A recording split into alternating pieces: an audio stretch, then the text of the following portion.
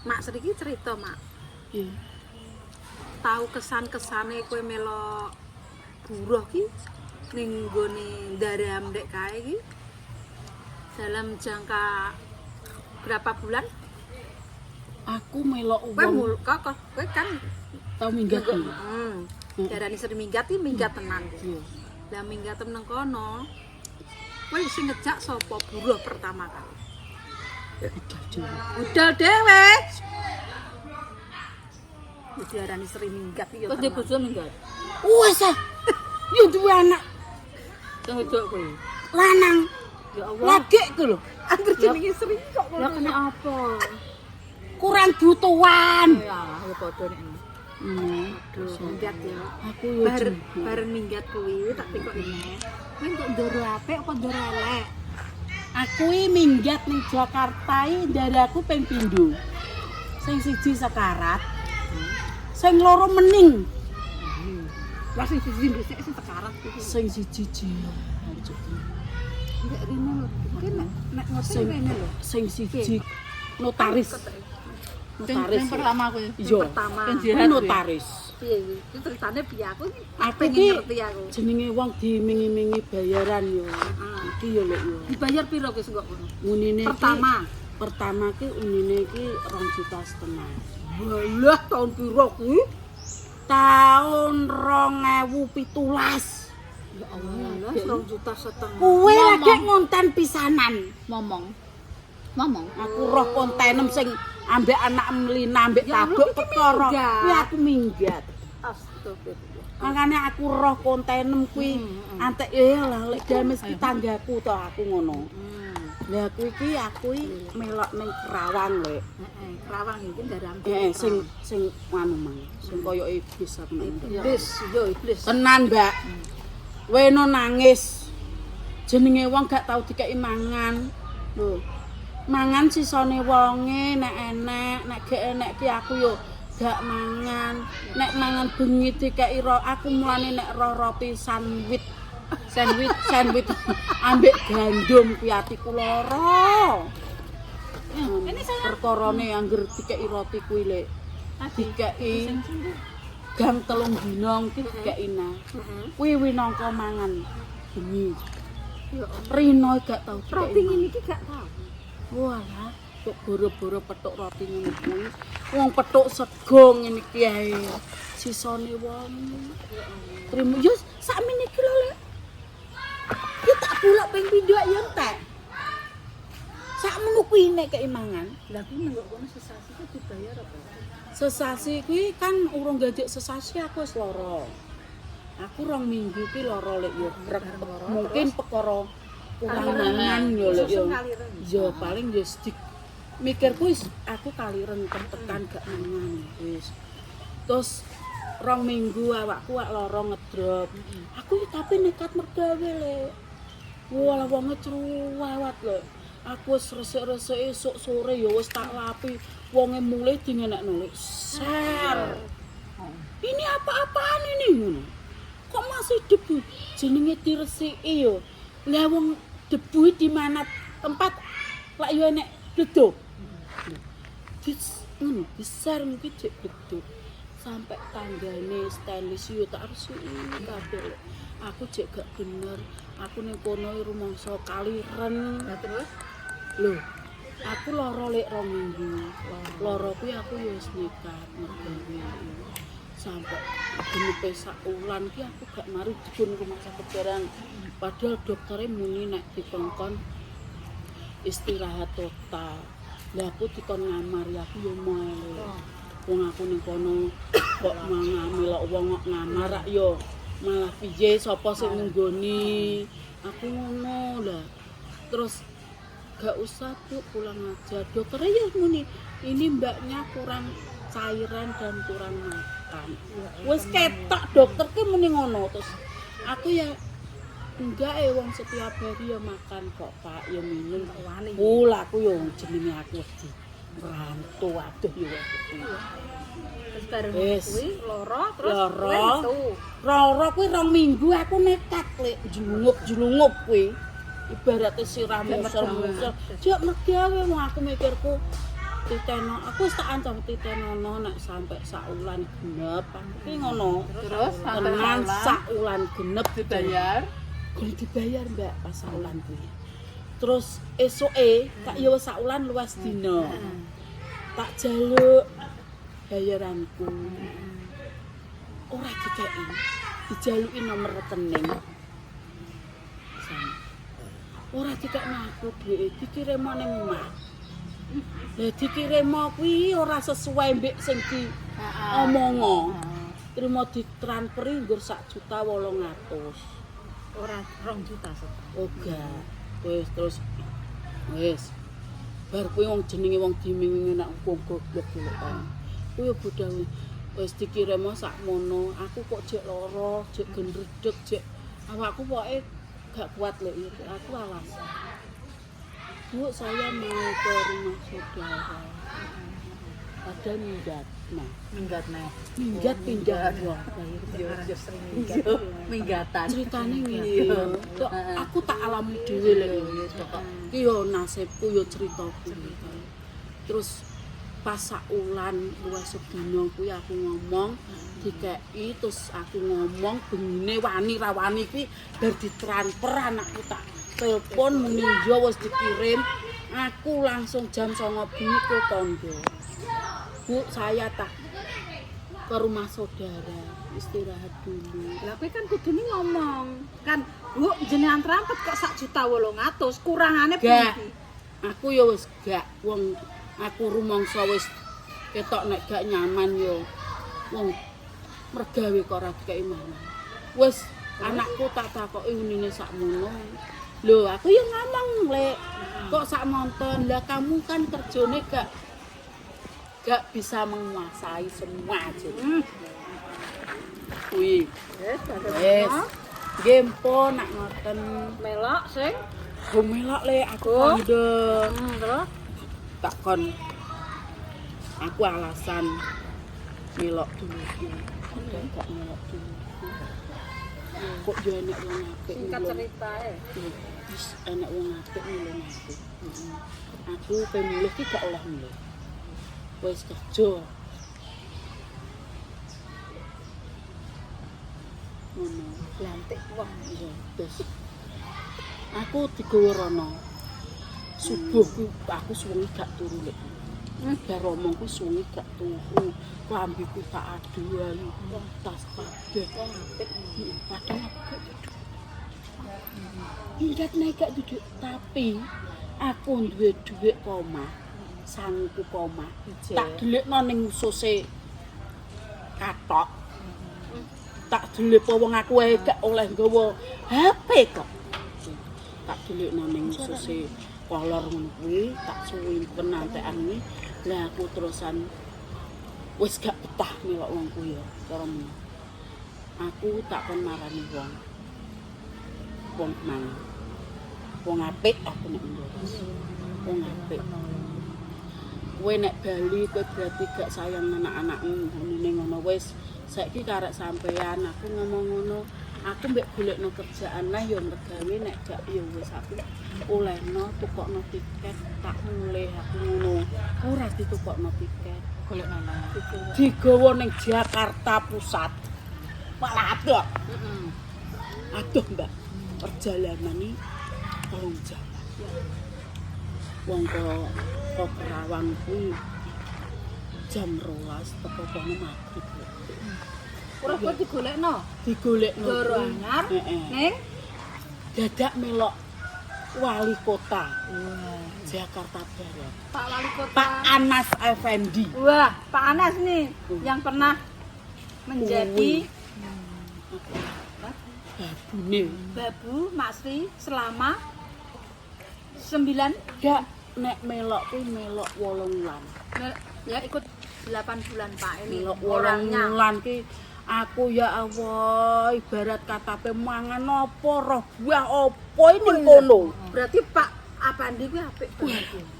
Wis nek wong menilai mbah apik mbah ora yo menurutku apik. Kuwi apik yo. Apik. Agakno kan roh sing kesehariane kan sing roh Mak Sri. Aku ki yo bagianku jane resik-resik. Tapi Aku ya serabutan asline. Perabutan. Lah wong sing ngomong ya aku. Resik-resik aku. Masak aku. Lah pembantune piye? Pembantune iki jane akeh. Lah kowe kok iso serabutan ngono apa? Perkarane ya ngono ku mang lho. Kutil jumput. Sing tukang masak kuwi. Cara mulai kayak dipercaya ngono kuwi kaya ngono kuwi. Ngono lha aku kan resik-resik butuhku resik-resik lah tapi terus sing tukang ngomong kuwi kadang omongane dijak moh nek ambek aku gelem padahal tanganku kok dari aku nek dikongkon ngomong terama aku moga oke wonge gampang stres nek enek bocah cilik nangis aku mumbul-mumbul gas Lagi tahu cerita apa ora? Ngomong kuwi anake tahu mbok apakno, apa mbok apakno tahu cerita. tahu Piye? tapi yo piye yo untuk kumanu kan ning kamar mandi Heeh. lah aku digowok diri lek tak dusi aku mah digebyut tak cedot cure-cure to mama Mbak Sri jahat iso omong wis lah wong aku diguyang aku ya wong mantune iso Jawa Iya. mantune iso Jawa kenapa Mbak Sri ngono lah aku diguyang ibu ngono lah Rifa jangan gitu lah syukur aku yang ngono Kan yo. syukur Bela gak belo karena anaknya nakal tapi yang ngono alhamdulillah yo mulai anak mantu bosku lanang tuwek bosku lanang wedok ya apik Pak Wali Kota Berarti awakmu merga iki pisanan Imbal bales ya. untuk imbal bales ya. aku ning kono kuwi yo kaya wis beduduk panganan beduduk dhuwit saiki blonjo ya jatah sedina 300 lek. Lho amine ruangmu aku kok. Lho ora. Wong kuwi dienggo mangan aku dhewe kok. Ambekan mantune mbek putune kuwi tok. Lah berarti iki kok Berarti selain dibar belanja terus kok berarti sampean sing anu. Makane aku muni beduduk dhuwit. Blonjo 300. Iya Mas. Blonjo 300. Lah enteke nggo 200. Saiki 100 Zaman semono. 100 ping 8 saksi kuwi pira? Urung ceperane liyane kok anak-anake. Lha ya dibales. Urung kok sing anake sing tak nduk.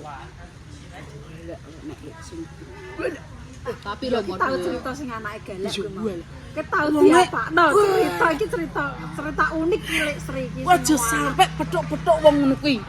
Galak banget Aku- Sri tahu cerita nek ning kono ki dekne disiksa karo anak. Nek disiksa gak Dikunci dari aku dikerjai dia. Bengi tengah wengi aku dikunci ning mburi tank.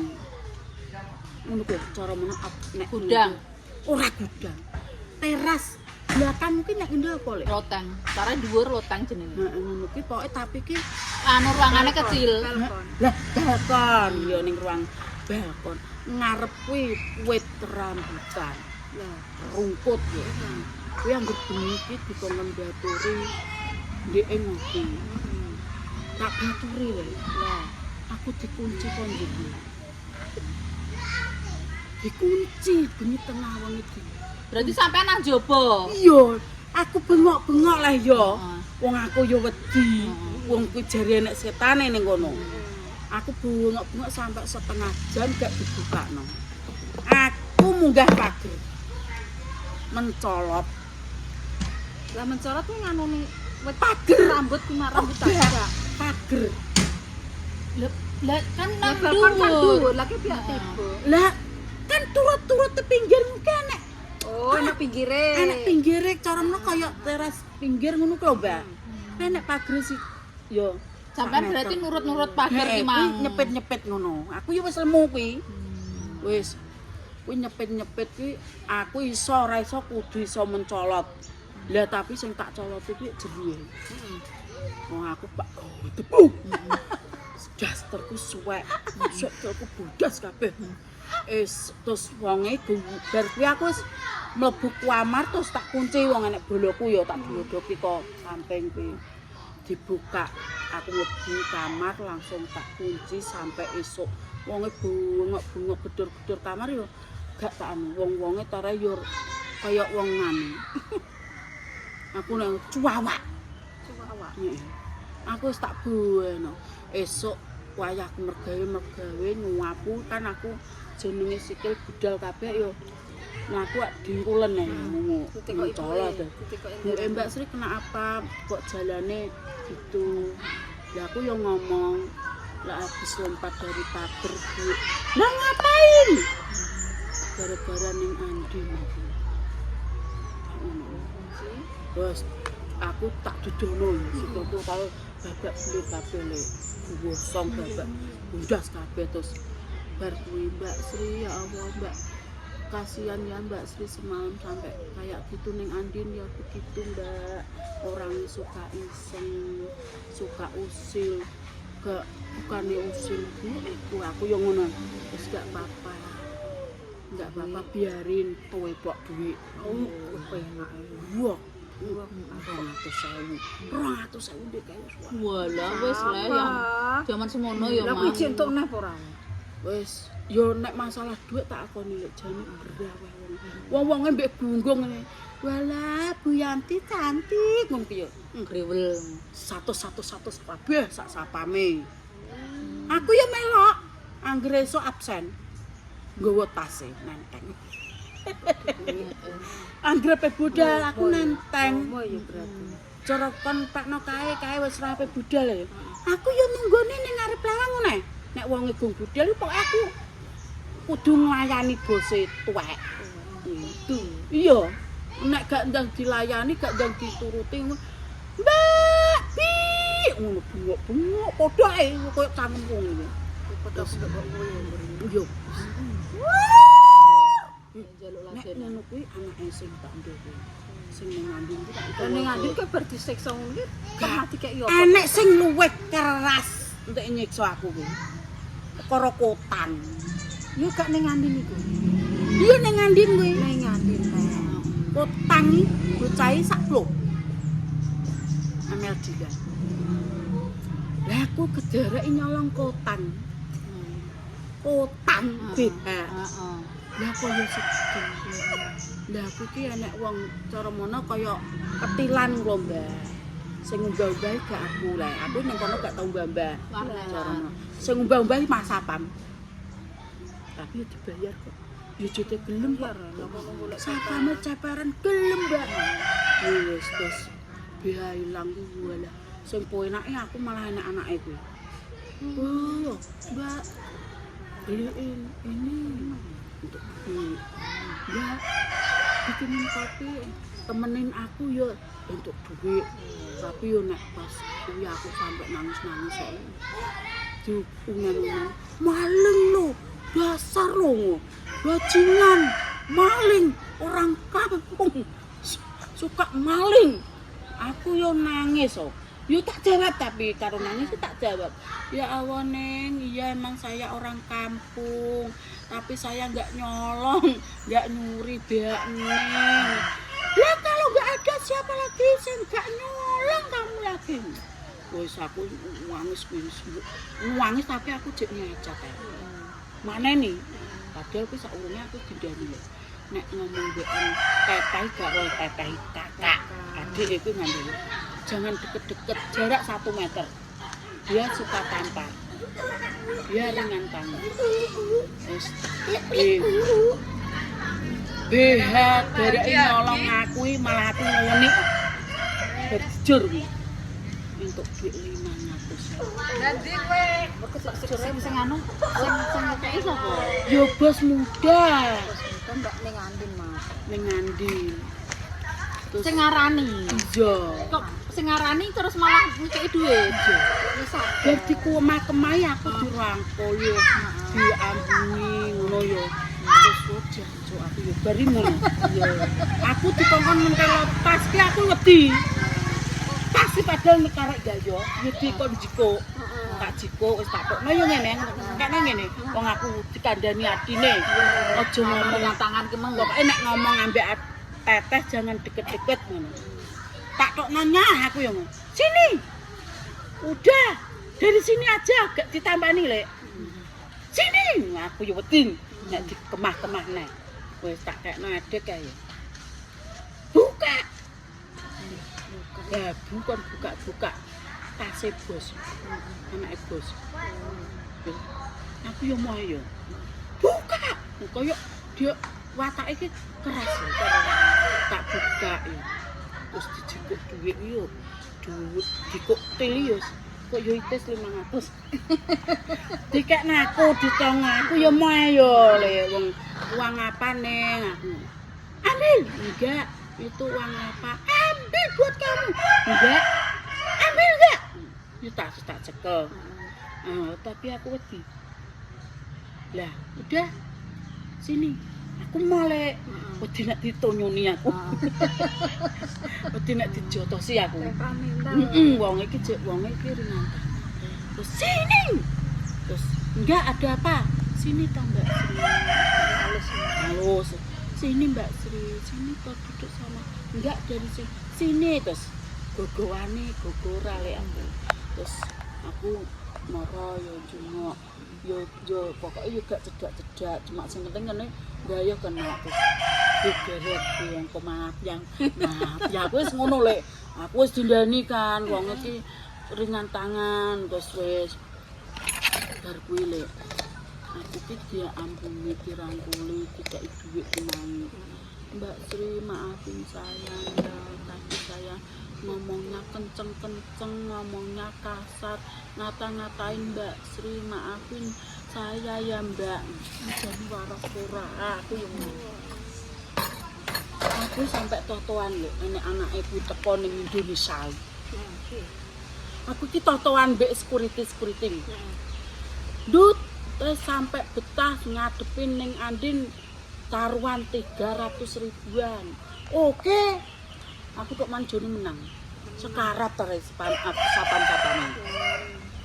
Datu ngene. Lah kamu habis dikasih uang ning Andin pulang kan ning kono sak wulan lho. Sak wulan aku untuk duit tak hitung. Gak ya akeh bonusku. Dari kamu. Oh iya, dari si serigala. Aku nek ngedol ngono ae. Dadi ning Andin niku apik lek wong keras tapi Lumo duwe. Apik bagane lumo sak keluargane masalah duit lumo. Dek mantu-mantu.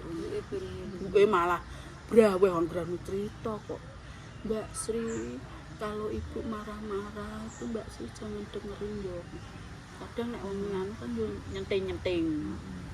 Kono pong nyenting-nyenting padha ae. Menawa sing lanang Pak Anas kuwi. Bayo golek apa? Gak ngomongno. Yo, babi lo, anjing lo. Kirek dhewe aku yo ngono. Wong iki kelen anggere tak jawab iki. Kamu jawab apa? Gak, kan gak roh bahasaku. Ngono.